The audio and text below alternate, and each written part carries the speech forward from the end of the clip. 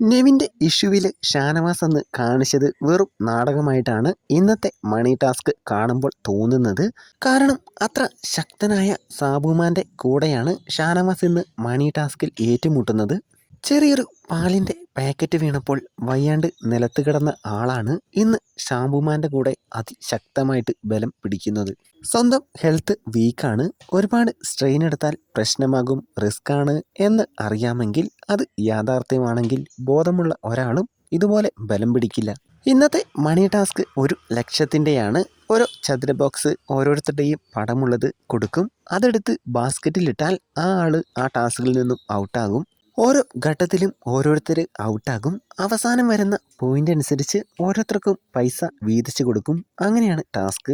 എല്ലാ സീസണിലും വലിയൊരു ഇഷ്യൂ ഉണ്ടാവുന്നതാണ്. ഈ സീസണിൽ അത് കഴിഞ്ഞ ആഴ്ചയാണ് നടന്നത്. ഷാനവാസ് ഒരു നാടകം നടത്തിയ പോലെയാണ് തോന്നുന്നത് ഇപ്പോൾ.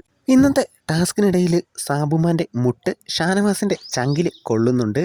എന്നിട്ട് ഷാനവാസിന് ഒന്നും സംഭവിച്ചില്ല. ഒരു പാലിൻ്റെ പാക്കറ്റ് ചങ്കിലൊന്ന് തട്ടിയപ്പോൾ വീണുപോയ ആളാണ് ഇത്ര സ്ട്രോങ് ആയിട്ട് ഗെയിം കളിക്കുന്നത്.